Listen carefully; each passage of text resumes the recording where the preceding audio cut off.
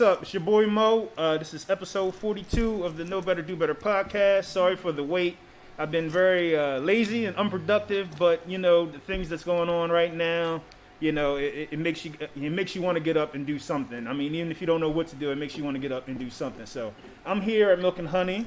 Of course, you know, my favorite spot to be at.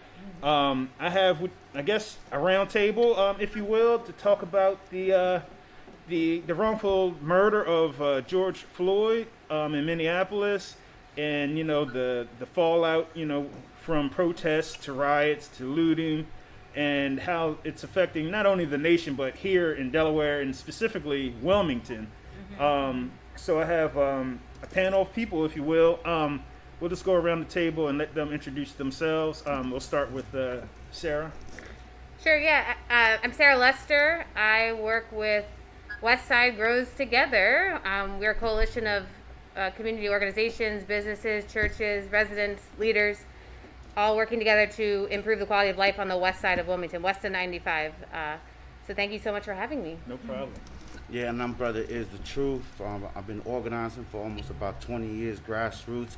I run a hip-hop organization, co-founder of Guerrilla Republik, where we have over 22 chapters worldwide.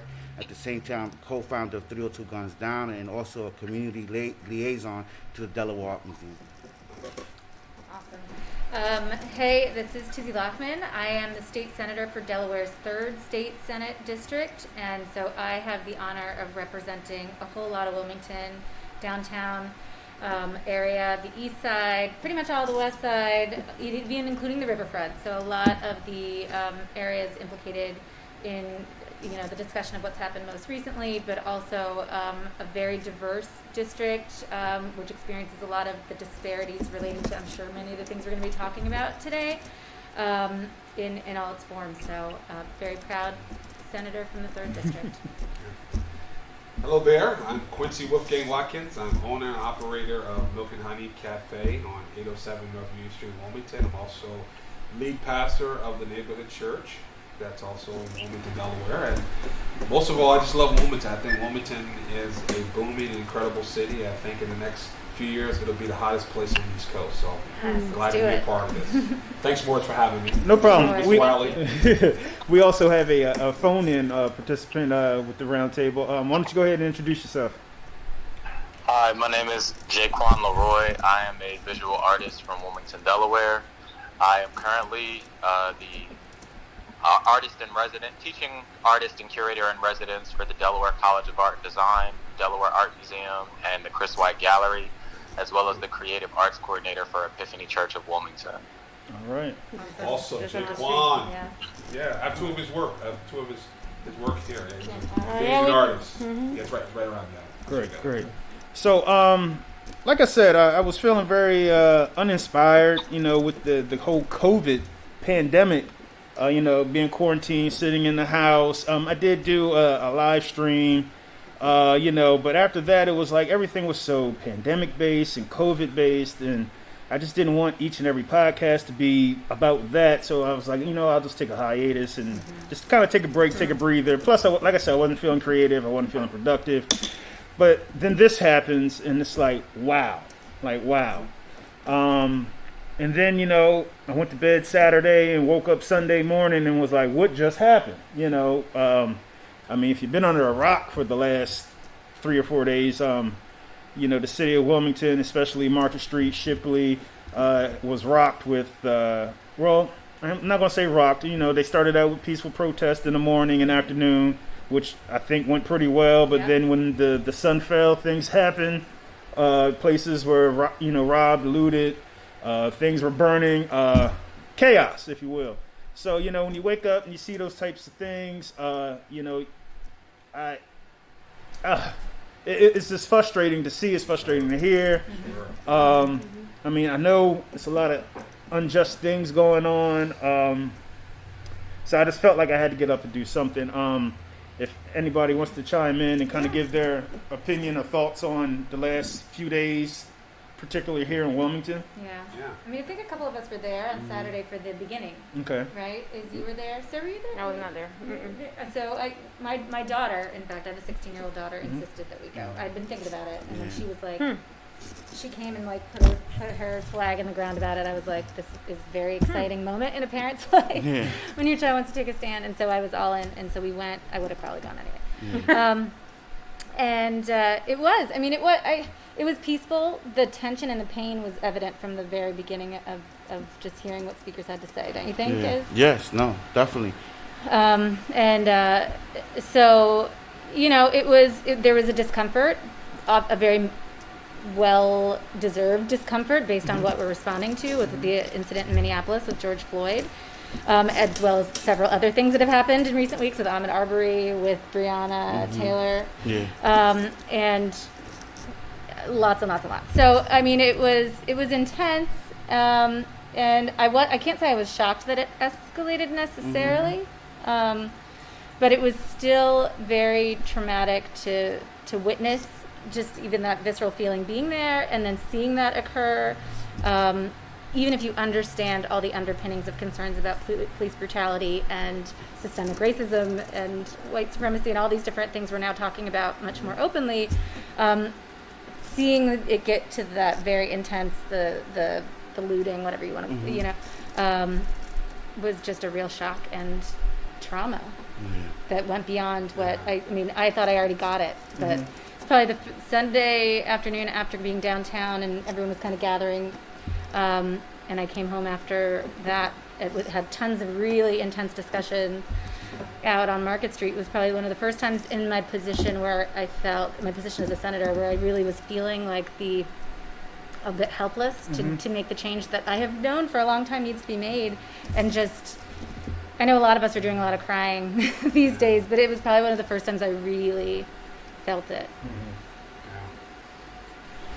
Yeah, that's powerful, Senator. I mean, I guess for me, just this issue with the George Floyd killing, I mean, I'm normally a pretty measured person, kind of emotionally, but probably within a range of a week, I went through 3 different emotions. I went from being numb to being angry to actually being ambivalent. And I say these things because, in a sense, numb, I mean, I come from Chicago. I was born and raised South Side Chicago. I've kind of seen racial profiling. I've seen kind of excessive police action or brutality and things. So I've experienced those things on multiple hands. And so firsthand, I kind of understand that. But just to see on the human side, no individual, regardless of race, should have experienced what he experienced. Just on that time of arrest, what was just should have been a normal kind of arrest turned to a grown man crying for his mother.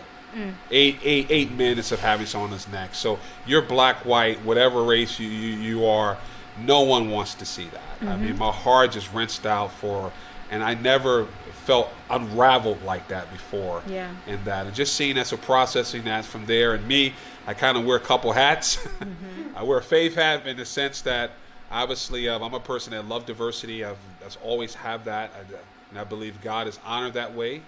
And it was intentional that He would create different races that reflect His character and His glory. So God appreciates our uniqueness, and I think our uniqueness should not compete with each other, but actually complement each other. But just to see the unraveling that. So on one side, the pastor have to console all the parishioners that are angry that want to do things and that. And then my business side, I have the majority of those that come from a kind of a conservative background. So the majority of them want showing less empathy than necessary, just want to gloss over to get the solution and not really enter into the pain of that. So managing all those things has been quite a exercise. I was looking forward to this, but but then seeing the beautiful thing of people out there protesting, which was absolutely beautiful, seeing that, and just my heart is out there. My wife and I, we were trying to find our time to kind of get out there and just show love and that, and just didn't quite happen the way we wanted to. But then also to see the other side, where you see the looting and the rioting and all the things that seem to kind of try to undermine and that, and they're trying to conflate both of them as they're totally different issues. Because one thing being the faith, I'll say this and then move up, is that when you define something as being good, like theologically something's good, then anything that's outside of the boundaries become evil. So evil cannot exist on its own. It's parasitic of good. So that simply means that when good steps up, evil's always lurking, but you can't be responsible for the evil that's a parasite.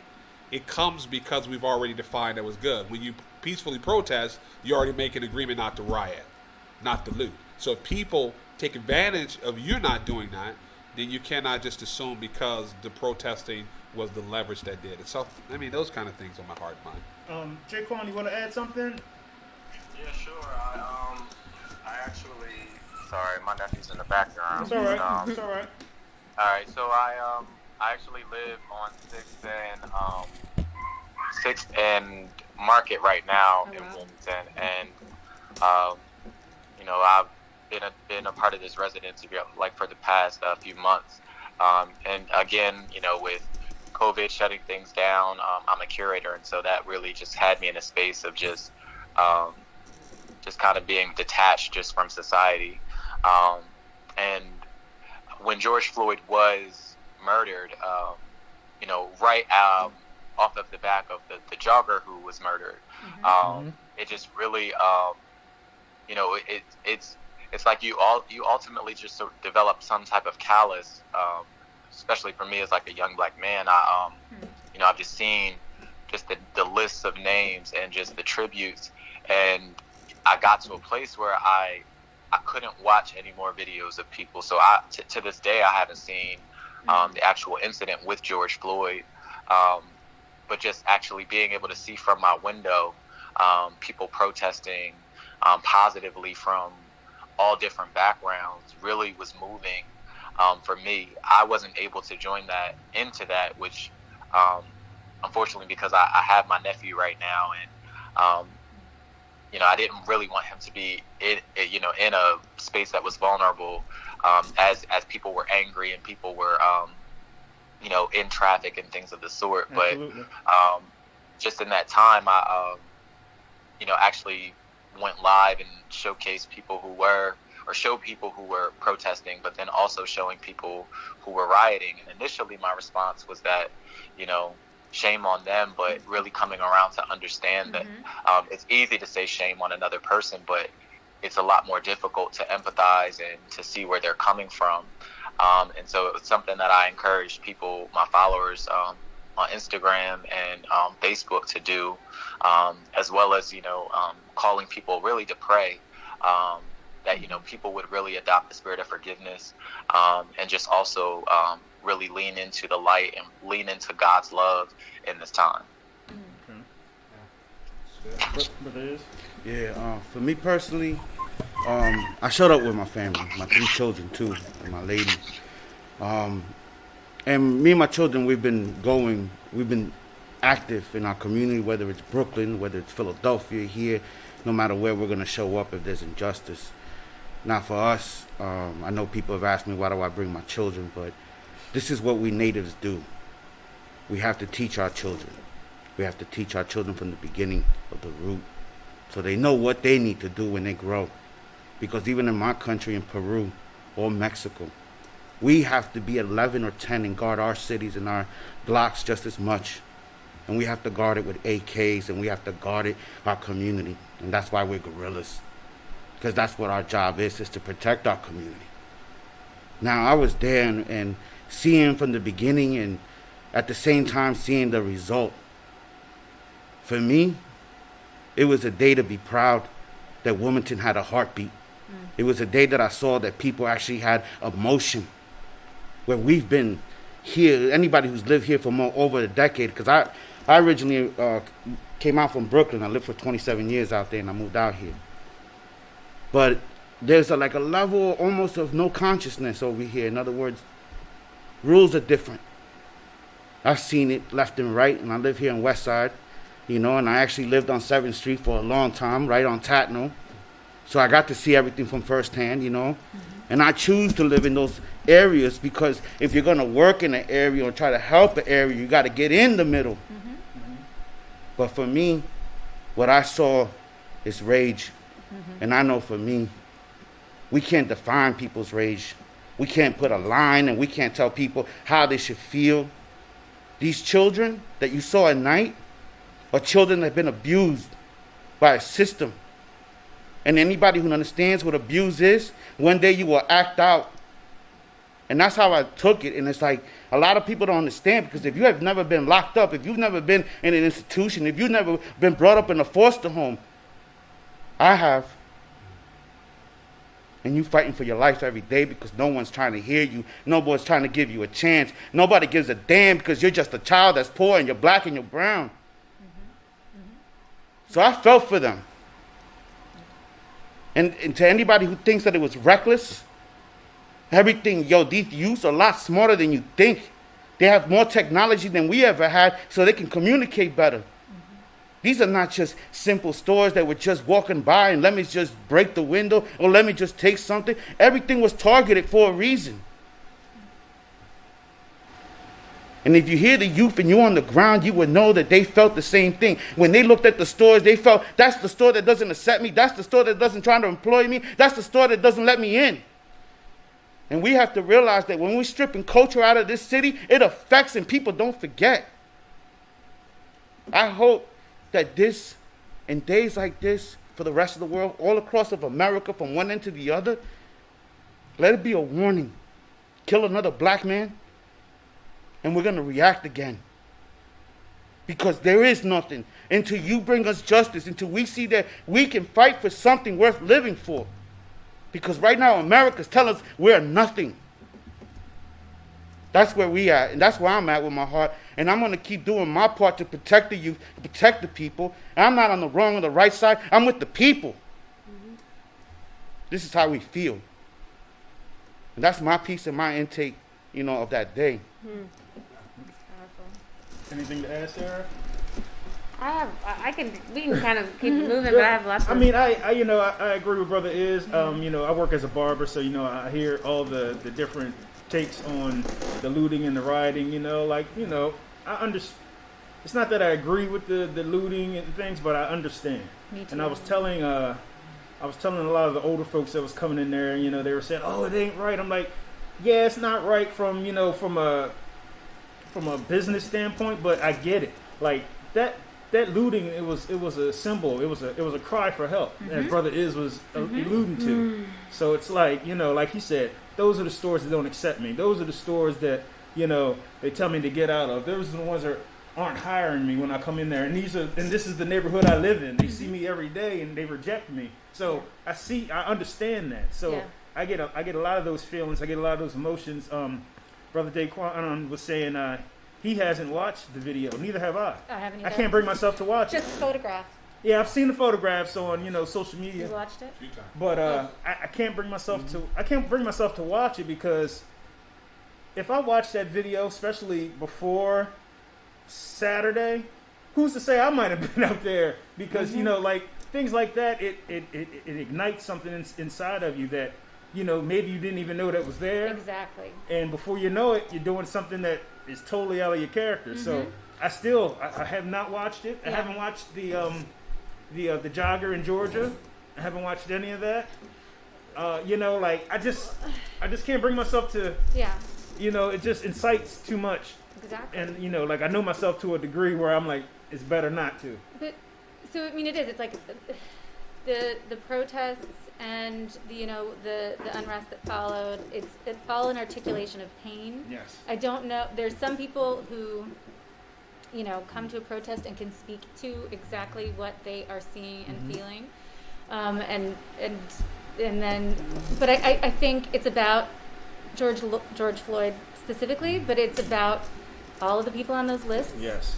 I think that JaQuanne was talking about. It's about systems that are broken. It was one of the signs I was seeing out there on Saturday that feed into this being able to happen.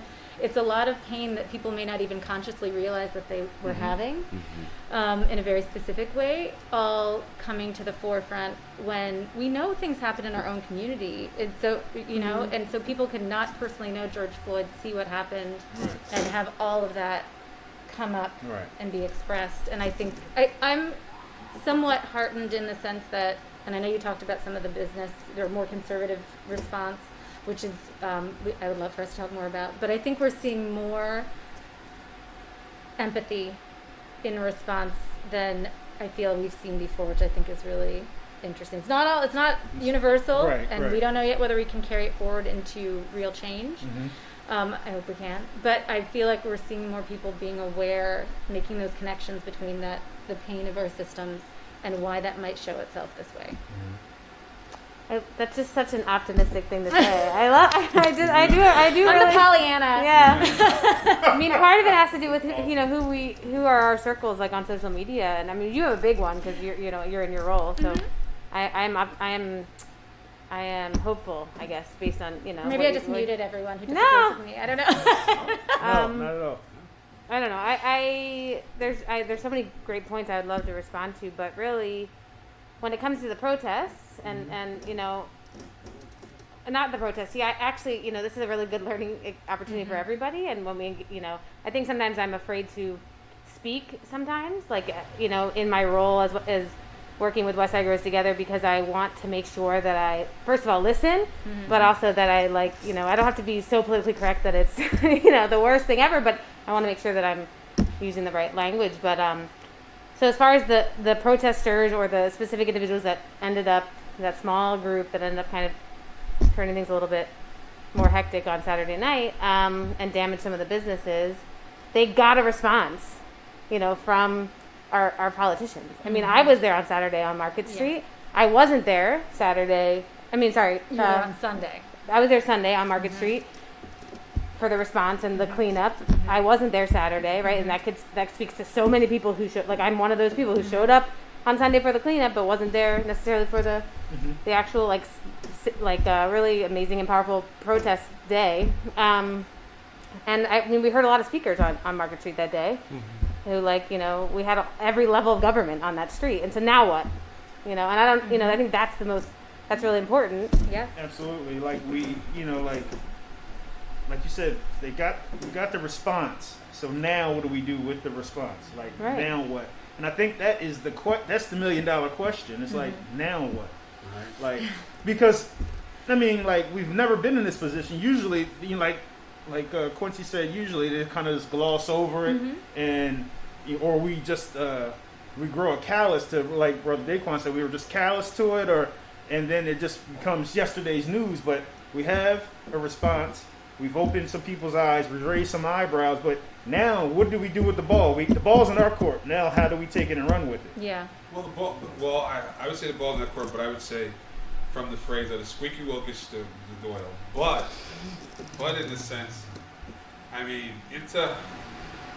ambivalent actually about it, because in a sense I understand the protesting, and I think that was absolutely right, because police brutality is terrible. It is definitely every particular ethnicity experiences it. Unfortunately, people of color, black and brown, disproportionately experiences that. So when some people say, "Hey, it's just police brutality," how do you know? Are you in the officer's mind that he factored just race and different things like that? But when someone has a record of from what I've known, what I've read, over a dozen instances, and these instances were complained and consistently with people of color stating the same thing of excessive force, that unwarranted excessive force, then I think it's a logical conclusion for people to feel like this brutality was motivated by race. That race played, not saying it played the sole factor, but it was the lion's share factor of why, I believe why this situation occurred. Just the callousness, the fallenness. But then we have a group that responds. The group does respond and acting out, and I agree with you. I appreciate the work you do. My only challenge is that the message we want to leave? Because when we look at Dr. King and others that have done well, it has been the nonviolent approach, and not the other of damaging, that has actually secured things that is most valuable. Now, maybe tides have changed, maybe something needs to change, but that would be something worth exploring. Does the message have to change? Is it protesting and making noise is the only way to get, to advance the cause, or in a sense, is there some kind of correctiveness that the squeaking wheel gets the oil, but we probably need to take a second look. to say, was this really the best thing? I know they're crying out. He's right about that. And obviously that. But then us as elders and leaders, part of it is kind of retooling and educating. Like, okay, I know he did this, but going forward, this may not be the best message to bring forth, or is it? So that's where I'm kind of going out to us. To speak on that, the thing is that we have to live with Dr. King being shot and killed, even though he did it peacefully. That's the message to us. Yeah. So no matter how you go about it, if that's the result, and we're living with that. My son, that's his hero. I'm okay. I got another one, my little one. Obama's his hero. In the house, he dresses up in the suit. It's funny. He does it. And this is no influence. This is him choosing who he wants to be. Some days he'll put on his bandana and say, I'm the Mexican Tupac. And he's just trying, because this is what he feels, what he does. But I'm just saying, we have to live with that, you understand? We're inheriting that pain. That pain has yet to be addressed. If they want to see some change, then treat us the same way you did with Dolan. Do it the same way you treat the protesters who are out there with the AKs and the guns on the Capitol. Oh my God. Treat us the same, because you know what? It would be real scary if we decided to murder people, mass shootings, make it into a Nat Turner situation. But we're not doing that. We're acting just like any other human being and breaking. That's the least that we can do. And people are mad because it's business, it's capital, it's money. That's what's involved, and that's what they're mad about. Would they be mad if we were dying? Would we be mad? Where's the outrage on that side? Where's their outrage when they see young children getting killed by police?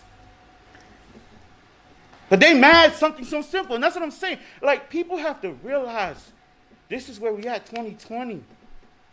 We have put on so much on our backs, and we're waiting, and it makes it harder and harder to live your day and go to work as if nothing happened. How many of us have to walk into work with anxiety now? How many of us have to walk in there with tears in our eyes, feeling some type of way, and yet we can't express it? Because I was talking about this the other day. I was like, you know what I realized? I realized that we as black and brown people, we have to go into white spaces and then censor ourselves. Oh, yes. Oh, But white people don't have to make a living in black and brown spaces. Imagine if you have to put yourself in the predicament on that level. And that's what we have to understand. So we're constantly going back and forth, but even for us, we're going back as the working class, not the one who's got a say. I love everybody here, and I love all people that are trying to make a change. Trust me, I'm with you. I'm just trying to help the people that feel voiceless. Yeah. That's can I highlight a couple things that I heard? Sure. I mean, I think what you said at the end there, particularly about the dominance, the fact that black and brown people have to go into spaces that are white dominated, and what that means for just sort of the stress in our lives and the outcomes in our lives, I think is really important. And I guess that was in my mind when you were talking a little bit about the police brutality aspect. I think for me, all of this outpouring across the country is about this particular incident, yes, but it's also about so much more to do with that, and so much more to do with the fact that we have systems that I am now in a role to govern and create and recreate and blah, blah, blah, that are reflective of that dominance and the fact that that leads to very poor outcomes for some people in our society in a very predictable way. And I think for me, that's the ultimate thing of what it's about. And I guess I was just sort of wondering if you agree, if you see that and think that that's, relevant. Sure, actually, yes, absolutely, Senator. I do agree with that. I do. I think my point is that, one of the issues, I guess where I challenge is that as long as I feel like the rioting and looting can potentially cannibalize the great work that has been done by honest protesting and raising the issues at hand. And I think that in one sense, it's not a zero sum, one or the other, but we really need to really put that in its proper perspective, that it can be raw emotions manifested, and I agree with that. But I think one of the solutions that we have to teach teach our people, especially black and brown, is the power of economics, the power of entrepreneurship. That even when there was parts of the segregation at the time of Jim Crow, that black business flourished. There was a strong black business press, although it may not, if you juxtapose it towards white businesses, it wasn't fair, it was an unlevel playing field. But there was that. We don't see a lot of those things today. So I'm not saying that's the panacea, the cure-all for it, but in addition to that, I want to teach our black and brown brothers of, maybe teaching the power of dollar, the power of entrepreneurship, the power of business, that a lot of times we go to college, went to college, MBA, all that kind of stuff. That's to say you're qualified to work for someone. But it's about entrepreneurship. Teach them the fact of what it means to own. God has given us all a gift that the universe makes room for, and we step into it. And maybe saying one thing is that maybe reintroducing back vocational schools. I mean, one time when you have things with hands, plumbers, electricians, all these things that were frowned upon, those are great business and institutions we can kind of do. So maybe if that's kind of all those things mixed in together as well, I just don't want them to think, no, I'm that's with just you. the acting out. If that makes sense. No, I am so with you on the economic level, Yeah. what we could do. But even with that, people question, and I'm just like, I just have to give you the facts, I mean, Black Wall Street was real and very successful in 1921, but guess what happened still? And even as successful and people of peace were still doing their thing, it didn't matter to the other side. And the same things happened to us natives, the people that lived here in America. We had so much land, and people talk about buying land, but we had that land, and we were living at peace, but that still got stripped away. Sure did. And that's what I'm just trying to say something. If we're going to talk about America, let's talk about the facts and let's talk about the root. Because if we're going to talk about policing, let's talk about how it rooted itself into what it is today. Because an officer is an overseer, and we know that. And the youth are learning that. That's what I'm saying. I said people need to understand something. Our children, our youth, anybody who's 10 and under is more intelligent than you can ever think, because the information is out there. And if people, and if there's so many different ways we can attack this left and right, collectively together, to make all people feel safe, to feel good. But we have to listen to each other. I'm down to listen to anyone. I have sat in a KKK room trying to listen to their ideology, and I didn't care, and I rolled my red, black, and green flag right in the middle. Do what you want to do, because I will fight you. But I'm just trying to say I'm willing to listen. So if you got an idea or something, let's sit down at the table. You want to meet here at Milk and Honey? We can sit and we can have a great dialogue as a community, as a people. I don't care what race or what corner you live on. We want the same thing that you want. You want peace, we want peace. Thank you for listening to the Know Better, Do Better podcast. Don't forget to follow us on Twitter at No Podcast Crew. Follow us on Instagram at Know Better, Do Better podcast, and also on Facebook, Know Better, Do Better podcast. I've been on a very personal journey and just really coming to know Christ and knowing that despite how things may appear here on earth, that heaven and God are real. And while we can find ourselves very absolved in the things that take place here on earth, understanding that we are all children created by God, really for me has caused me to change the lens in which I see people through. Even as I look at people who are oppressors, understanding that for them, what they are here on earth is not something that can exist in heaven. And so what does that mean ultimately for them? So my prayers for my enemies have shifted in understanding the power of being able to really invite forgiveness into my heart, even for things that I haven't personally experienced. It is a challenge even for people who have been through so much trauma to really look to forgiveness as a viable option, because it's all viewed in the lens that we're forgiving people who don't seem to be deserving of forgiveness. But we don't forgive them because they deserve it. More so it's because we also need forgiveness. And that's what God is calling and promising to us, that despite all of our shortcomings as human beings, we are promised that we will be forgiven so long as we ask. I love all people, and I think that as well we have to be really looking to God. I think even when you talk about economics and you talk about all of the systems of this world, as Brother Iz was saying, these things rise and they fall, because you have people who are at the root of themselves just evil. But I believe that God is still bigger than that, and that He still has the final say. It's a challenge because what you see in front of you and the pain that you experience is real. But I surrender to the notion that they don't have the final say because God is real. They rule with fear, and people begin to operate from their perceived positions of power, when the one who truly has power says that we are all equal here in this land. So it's the reality that we all walk in because we're human beings and we have emotions and we have feelings. But then it's my spirit that really is detached because of who I know that God has created me to be. It's. Mm-hmm. I just can't express enough that while we have been through so much as Black and brown people, I think that the reason why we sustain ourselves has to be that there is an essence of us that I believe is closer to God, in the respect that we don't find ourselves retaliating in most cases with extreme violence.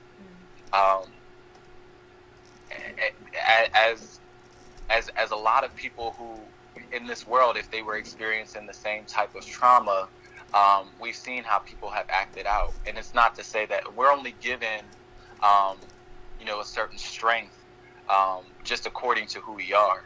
And it's not something that we can take credit for. That's the strength that God gives us to press on through these things. And what I love about Black and brown people is that despite all of it, we've showed so much resilience. We've showed so much strength. But the pain is very real. And so I empathize with Brother Iz. We work together, in essence, at Delaware Art Museum. And I've experienced that same energy at times, and I have to be careful in moments, though, because if I allow myself to be sort of directed by those side looks and things of the sort, it alters my trajectory. And I think that's the experience of a lot of Black and brown people. We've become just sort of run by just this system of power, perceived power that rules over us, when in essence we are children of God. And the more we come to recognize that, I believe the better off we will be, because ultimately we're giving ourselves back to God, the one who created us in the first place. Just to touch on a couple of things, like you said, sometimes you have those moments where you feel like that. I was watching the meeting with former Vice President Joe Biden and State Representative Rochester, and she was talking about confronting a 23-year-old Black man, and he pretty much said he was willing to die for this, and and the emotion in which he said it brought her to tears, and it brought her to tears when she was explaining that. And with that being said, former Vice President Biden was there. They was asking his opinions on things, and to kind of touch on what Quincy was saying, he kind of leaned towards having an emphasis on capital. Developing housing, education, and access to capital, right. Which, like you said, some of the resources that we need. So I feel like I'm just trying to, I guess we're all trying to process the next step. I know Quincy wants to say something. I know Sarah wants to say something. Yeah, I wanted to say, in a sense, nonviolence for the majority of time is usually not the first option. Most people want to meet aggressiveness with the same, right? They want to commensurate with the same. But in actuality, most of the greatest battles have been won opposite. Like if you take, for example, and I'm not a historian, but I study history, you take the example, the rise and fall of the 21 civilizations since the beginning of the world. It's unfortunate, but it's been the elite and small that have controlled it. It's normally things happen and change from the top down, and that's good, bad, or different. That's what it's been. But what JaQuanne was highlighting on, I thought about interesting, is that because God is a fair God, I'm not going to make this super spiritual, that God is a fan of the underdog, and to show the greatest weapon in the world is love. It is so hard to love to those that, and that's why Jesus challenged the greatest. There's nothing weak and passive about love. It takes strength, true strength, to walk in love and that kind of situation. And that's why it's just so important. So I don't want to recommend passivity, because that's not the thing. And also to have different voices. You know, when people look at church, people that serve God, they're passive and lambs, but that's not where I look at the 12 disciples. Some of them were fishermen, some of them were zealots, political. So you have people that serve God that we don't, we're not a monolith. All black people, we don't. I don't speak for all black people. I'm black and brown people. I can't because they're differences. So differences all work together. We need aggression. We need diplomacy. We need those that's on the front yard, and we need somebody funding the movement. Like brother, you can't have everyone on the street. You got all these kind of groups. That's how the change gonna come. And sometimes those on the ground want those that's funding to come on the ground with them. Now they come on the ground, but then where's the money? How are we gonna keep you funded? Because the ones you talk about sometimes are the ones, I'm telling you, I know, that are writing the checks, that sending them even anonymously or keeping the movement going by funding it, aren't necessarily because they appreciate it. They can't publicly, appreciate you, but they appreciate the work. So I think it's just kind of that collaborative kind of thing that I think sometimes it's lost, where you got to be A or B. If you're not A, then you're definitely B. And sometimes you're a business owner. Let someone loot your place, around your place. I want to see that same intensity that you have, that you done poured, you done work 80 hours, you done put all your life savings in it, you're for the cause, you're this, and next thing you know, someone comes and pillages your thing and want to make a connection to George. I mean, yeah, so. I get make a connection to him, like, oh, I did this in my house. No, you did. Part of this is that it's your lust and greed. I know you acted out, but you didn't have to go to the wine store. What was the connection to all the bottles of wine that I saw? That's true. No, but look, I mean, you may light of the situation, but there's your opinion, that opinion, or that take on it. I know you're joking. No, it's true. I'm with it. But that take on it, a lot of people think exactly like they're strong fed on that. They're just standing on those type of thought processes. So, you say that, and we kind of, we jest at it, but there's people out there that seriously think, that's what it is. Yeah. And I just want to point out of something you were saying. Yeah. When you're a business owner and you have property and you own it and you work hard for it, are you also doing your part for your community? The reason why I'm pointing that out is because I noticed something really interesting about downtown. Let's talk about Libby's. Let's talk about how it was untouched. That is a staple in the community because everybody goes there and that's where they build in the morning. That lady over there has given her heart a lot to that community, has fought for hers. And what I'm saying, did you notice how even as young they were, they respected it? Now that wasn't a black-owned business. I'm just saying, I want you to think about how and why. Because even business owners have to be held accountable of what are they doing for their community. Are you contributing or are you just profiting off of it? Amen. And I'm just trying to say, look, it's a community. And like my brother said right here, we all have to stand, we all have different positions, and life is a circle. So in order for us to make a circle, we all have to stand in our circle. And meaning the fact, in order for us to do our part, it becomes that.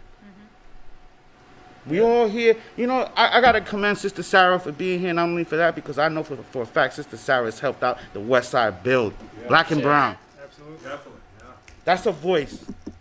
That's a lady that puts her life in front, and don't ever think that she doesn't have to take some weight, because I'm sure she gets it. She's got to take all the heat from her peoples and where she's at to defend us. That's why we have to respect one another. Absolutely. But we all have our roles. But you just brought back to a comment you made earlier that really resonates with me. Like living, so impacting the community, living and working in your community in that same space. And for me, as you talked about. For our listeners out there, if you didn't know, Sarah's white. I'm white. I'm so white. I was waiting to know. Just bear with me for 1 second. I gotta get all these thoughts because they've been circling. So you talk about entering predominantly white spaces, and I will never experience that from any of your perspectives. But I think it's important for white people to think about forgiveness. Like JaQuanne, I really appreciated your thought about forgiveness, but it's accountability. Mm-hmm. It shouldn't just be on black and brown people to forgive. No. It should also be on white people to call out the actions that they're seeing that are affecting our larger community. And for me, it comes down to accountability, which is coming up in all the conversations in response to the police brutality. And we've been asking for this, and I say we very loosely because I have not been a part of the fight as long as so many people before me. But we've been asking for accountability. We haven't gotten it, so things do take a turn. Yeah. But I think it's so important. Shared accountability happens when you expose yourself to people who are different than you. Yes. And I would say I take it very seriously. I don't think I do it enough. You have to think about all your circles, your friends, your family, your freaking, leadership at your nonprofit and your board, and your funding community. And you have to think about your political leadership, and I think we have, but you have to think about it and exposing yourself to people who are different than you. So I came home on Sunday night to 7th Street, and I live between Van Buren and Harrison. And it's just so interesting the way that people respond to these. But I got to sit in my home on 7th Street and listen to little kids playing outside till 9 o'clock at night. This is the day after all this activities happened, and they were kids that were black and white, and they were playing together. And I know it sounds all la-di-da kumbaya. Who's the optimist? And I'm not trying to say everything's better now, but that was just I love living in the city of Wilmington. This has definitely made, there's a huge weight, and I'm still processing. I feel like I'm just a robot trying to find money to keep some of this work going. But I was that was such an interesting day, full of such a range of emotions, but I still believe that the city's beautiful. And I love that I get to, and I know my role. Am I a white gentrifier if I live on a particular block? You just have to constantly be asking yourself those questions, and then exposing yourself to people who you can process those questions with, I think that's so important. I just wanted to add one thing too, in terms of what Brother Iz was saying about how, in essence, and I think this happens on so many different levels, even for businesses like Sneaker Villa, where people might perceive that, based on the merchandise or based on the things that they sell, that they support the black or brown community. But, somehow they were still, heavily looted on Saturday. The essence of how we're in essence called, again, by God, I'm going to be this guy today. That's all right. Yeah. How we're called in essence to give according to how we've been blessed. And so for an establishment, for any politician, for any individual who has been sort of blessed financially or blessed in any regard spiritually, with any type of gifting, we're required to basically give according to how we've been blessed. So, you can't be a person you can't be a millionaire and then, throwing, $1,000 to people who need to support schools or people who need to support movements to advance colored people. You, in essence, have to give according to how you've been blessed. And I think that there's a lot of disparity in within the city of Wilmington, but I think even also nationally, where people, will post all day on social media, where people will use their platforms, but when it comes to their actual finances, there's scripture that says, and I'm going to leave this to the pastor to further elaborate, but how hard is it for a man with riches to enter the kingdom of heaven? Because we hold that in so much more, with so much more regard than just actually, like Iz was saying, compassion for people, just like love in general. Like our lives are far more precious than the material objects of this world. But it's just something that unfortunately is become ingrained in our people, and society as a whole, that is the other way around. Yeah. Go Go ahead. I was gonna say, yeah, that's great, JaQuanne. Another point, if we could just, if the people could really just acknowledge that we're not in a post-racial Exactly. society, just acknowledge that there is systemic and institutional racism. Thank you. Acknowledge that there is white privilege. Just acknowledge that. I mean, if you look at kind of at least 75 to 80% of the wealth today, minus technology, has come before the 1930s. So there's been a lot of wealth transfer among generations. And just acknowledge those things. I'm not necessarily saying today, if you're millennial, that is your fault, but at least acknowledge that I'm in Wilmington and you're in Maryland, and you're saying let's race to DC, and you're saying it's a fair race. It's not a fair race. You already have that start. It's okay. I'm not going to tell you to disown it. I mean, disown kind of what your family's supposed to take care of, but please don't say it doesn't. It does not exist. And this is where some of the things that I have my challenges with that their refusal to acknowledge that this privilege that they have and have that, and they walk into it even if they don't necessarily exploit it. Yeah. They do benefit, and just acknowledge that, and then we can work toward better. Yeah.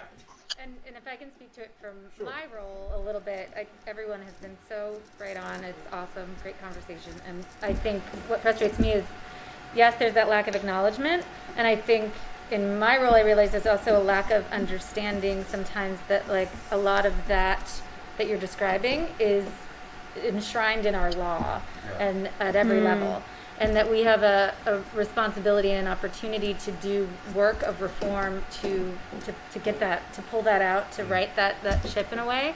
And I think it's hard to make that first acknowledgement. It's also really hard to make that, to proceed in that work of policy change, which is so critical. And to be honest, the thing that made me cry on Sunday was not that I suddenly understood the pain of Black America. It was the fact that I now am a year into understanding what the process of, being a legislator is. And I have my own opinions of what we should do policy-wise, but I have a diverse set of constituents. I have business owners. I have people of all backgrounds.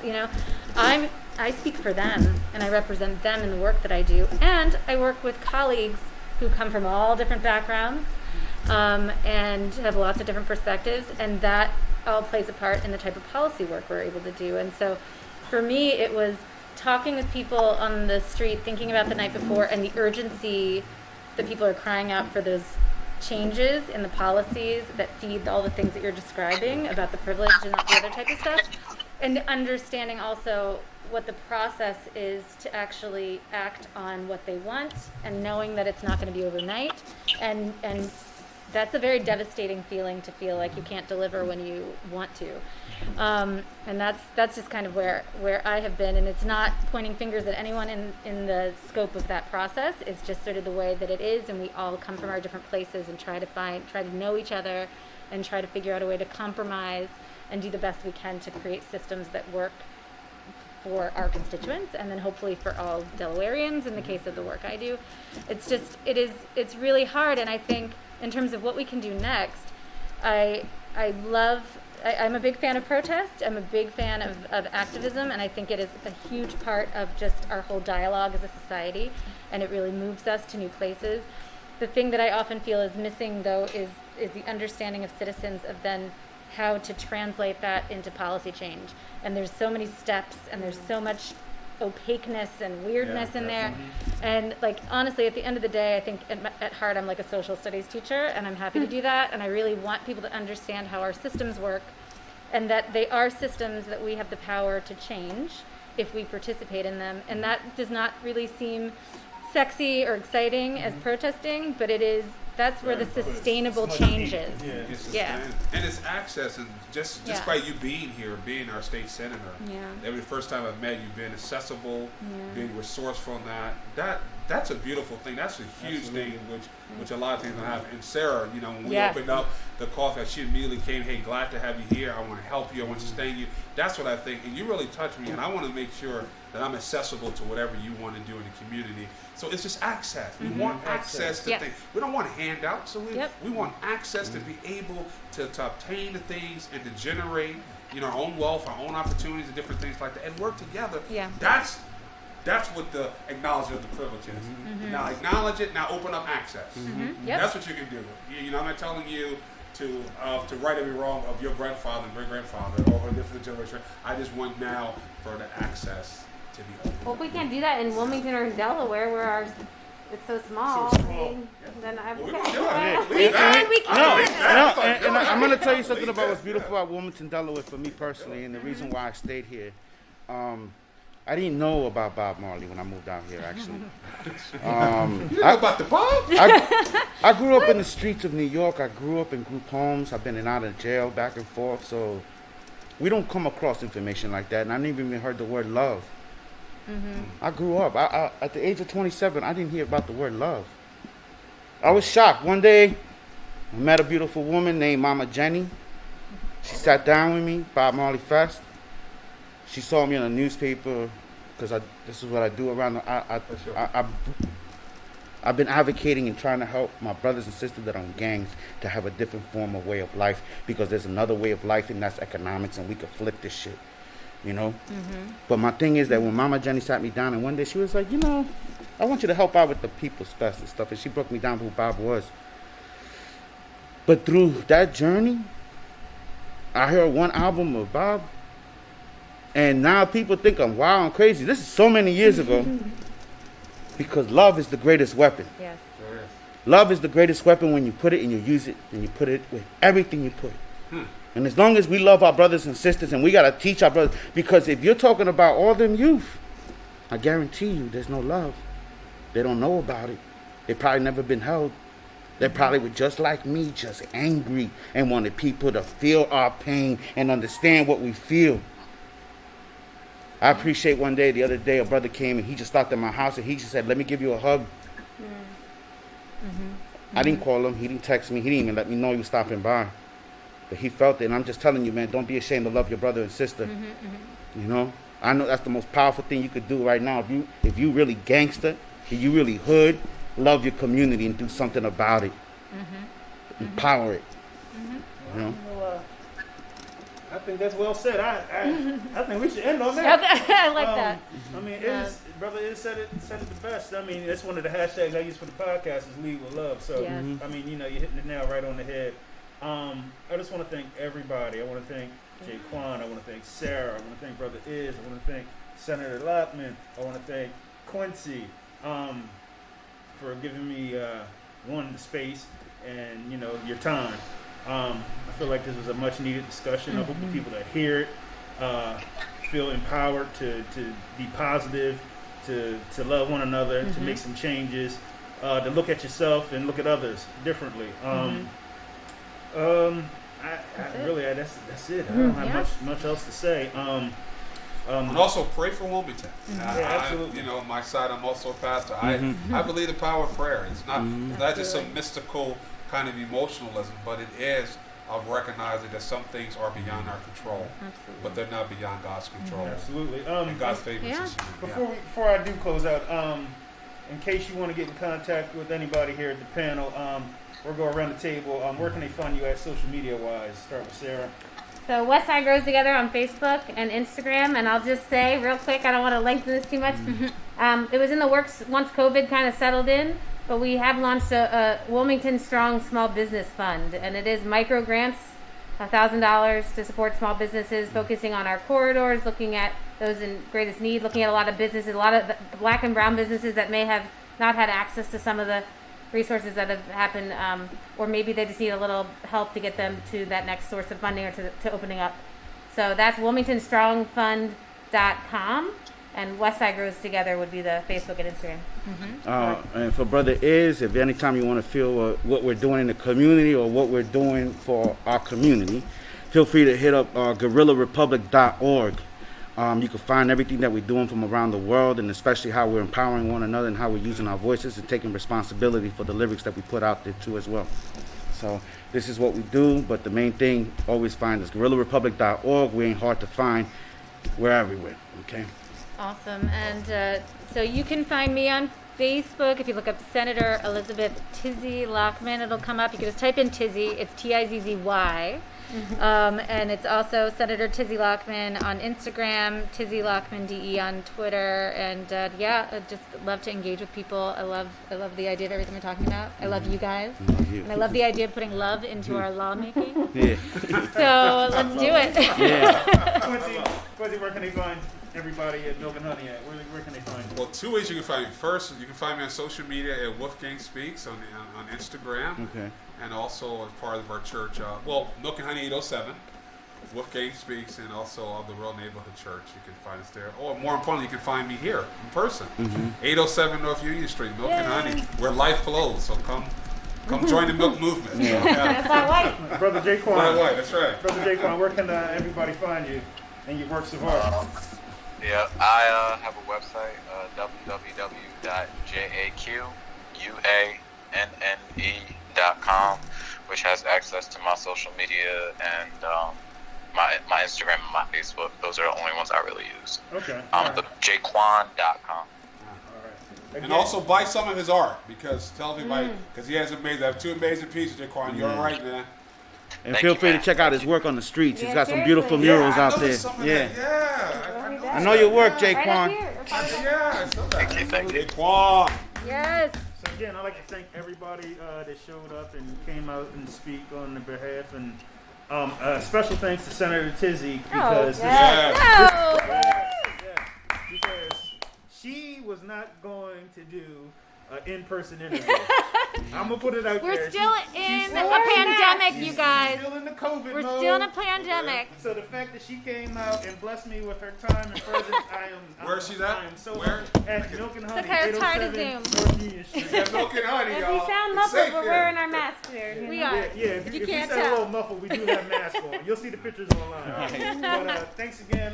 Thanks for everybody that's listening. Know better, do better. We out. Peace. Wait 1 second. Oh, okay. Whoa. Thank you, Morris. Thank you, Morris. Most special day. together. Most special That day. we put this together and just have an amazing earmark for this community. That's when I first met you came in. Just to know you were a person that was in the know that's going places, that's able to reach diverse crowds and bring us together. So thanks again for doing the hard work. You know I'm going to edit this out, right? Well, you had it. I said it. All right. Like I said, we out, man. Know better, do better. Peace.